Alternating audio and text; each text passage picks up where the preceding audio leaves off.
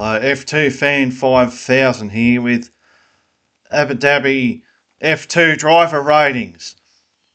I'll do a lot more analysis in a post-season video. We're just going to go over the Abu Dhabi weekend. Not much to say about it really. The feature races decided by the timing of the safety car, and for whatever reason some of the front-running drivers were on the alternative strategy and that went out the window. So let's get to it. Leonardo Fornaroli, I'll give him a 3 out of 10. That's probably easily his worst weekend, I would say, in F2. I think it's his worst weekend in the last 2 years, easily. I was going back because I'm going to do a video, driver rankings, and I had to go through all my old videos, see the ratings, and I gave him a 3 for Barcelona. I think that was a little bit unfair because most of the issue in Barcelona wasn't his fault. Again, safety car in the sprint race, and in the feature race the team touched his car at the wrong time. He gets a 10-second stop and go, and then the car breaks down on the last lap. This happened to Fornaroli, so giving him a 3 was unfair. But here, 3 is semi-generous. Like, in a way, I think it'd be, if it wasn't for the safety car, it's probably easily inside the top 5 in the end of the race, possibly on the podium. But in the the thing I have to penalise is the constant lock-ups and the constant going off track. That looked very amateurish from Fornaroli. He's just won the F2 championship. He should go out in style, and he went out with very poor driving standards. The only thing I can say good about his weekend, he was out-qualified by Roman Stanek, but he had all that traffic in the last sector of his qualifying lap. Roman Stanek gets a 7 because he's driven amazingly to get the pole position. And then in both the sprint race he's been average, and then in the feature race he's driven well, but he's dropped back positions. He's dropped behind Dirksen, he's dropped behind Bogdanovic. Gabriele Mini was chasing him down in the last few laps.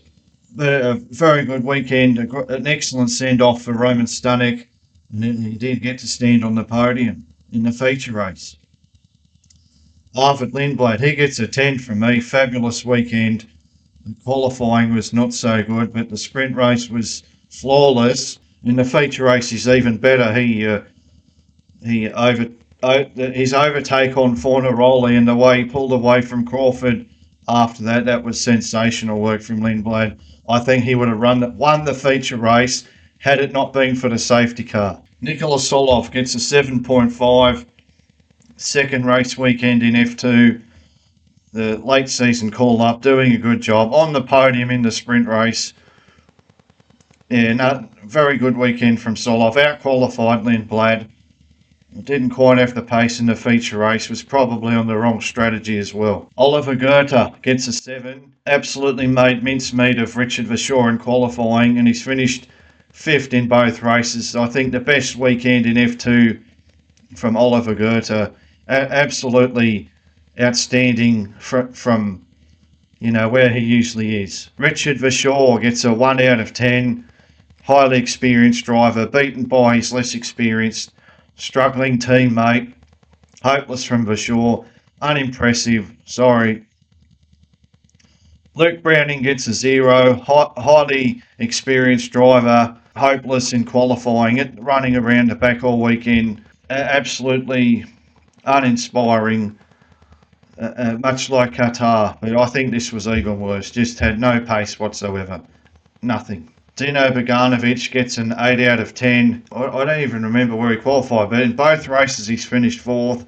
He had searing pace, and I just think he should have finished 2nd in that race. Another silly penalty changes the result post-race. As always happens in F2, excellent from Bogdanovic.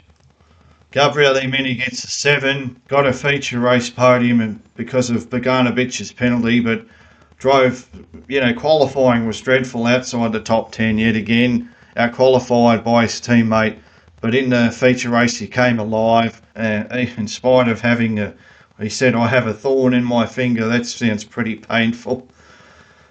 Sebastian Montoya, he gets a 5 out of 10. I don't know what happened to him in the feature race. Good qualifying. In the feature race, the car seems to break down. He also had some spins. I don't know if that's related to his mechanical problems or if it's just his own spin. Jack Crawford gets an 8 out of 10. Qualifying was excellent, putting it on the front row. Sprint race, he made up places, drove well. And in the feature race, he gets a 10-second stop and go penalty because the team touched the car, but he's driven so well. He should have been on the feature race podium, should have finished second, and it was the timing of the safety car that's hindered him. Kush Miney gets a 5 out of 10, a decent weekend for Kush Miney, some minor points for him. Alex Dunn, he gets a 0 out of 10. I don't think I need to explain any more than that. One of the worst overtake attempts of all time. Martinez Stenson there, he gets a 2 out of 10. No, absolutely nothing to show here. Looks like an F2 midfielder back marker along the lines of a Sammy Megatunov or a Max Esterson. He's that level at the moment. He's in a slightly better team, but there's nothing here that suggests anything. Not like his cameo at Baku, that was fantastic, but here he's been very average. Victor Martins gets a 6 out of 10. Nothing he could have done in the feature race. He's hit by Alex Dunn. He's got points in the sprint race, qualified in the top 10, to have decent pace in spite of how much that ART has been struggling. So a decent showing for Victor Martins, not the same level as in Qatar. Ratomo Miata also gets a 6 out of 10. He got points, probably lucky points because he's in the group of cars that benefited from the safety car, but points nonetheless. Tazanopol Intrafuvazak gets a 4 out of 10. Saw absolutely nothing from him this weekend, unlike James Wharton last week, and James Wharton is less experienced at this level. Intrafuvazak could not outqualify Lawrence Van Hoopen. Lawrence Van Hoopen gets a 5 out of 10. He's finally at the Sammy Megatunov level of the Trident car. That says something, I suppose. Joshua Dirksen gets an 11 out of 10. He was fantastic this weekend. I think he finished second in the sprint race and won the feature race. For the second year in a row, he wins the feature race at Abu Dhabi. Look, quick all weekend, obviously benefited from the safety car, but his pace was fantastic, and his teammate Chan Shields gets a 0 out of 10. I think it's a little bit unfair. It's very hard to judge whether Shields could have avoided the car of Alex Dunn, but all the other cars in front of him avoided Dunn, and Shields couldn't. He went straight into him, and anyway, he has no pace. So I just give him a 0 out of 10. John Bennett, he gets a 4 out of 10. I don't think he was on the right strategy. He never really looked quick. It's okay weekend from John Bennett. Decent qualifying, but nothing spectacular. And Rafael Villagomez gets a 7 out of 10. More consistency and more points for the underrated Mexican driver. Nothing much to say about that race. It's just a bit underwhelming way to finish the season. It's basically decided by a safety car. The sprint race was kind of boring as well. Nothing much to say. As for next year's driver lineups, it's a pity that there's no Tim Tramnitz. I think Tim Tramnitz has finished fourth, so he deserves to be in F2. He finished fourth in F3, finished ninth last year. Seems to be a very good driver. I think that's shocking from Red Bull. Obviously, they're having a bit of a civil war over there. They've decided not to support Tim Tramnitz anymore. Fourth in F3, third in Formula Regional European.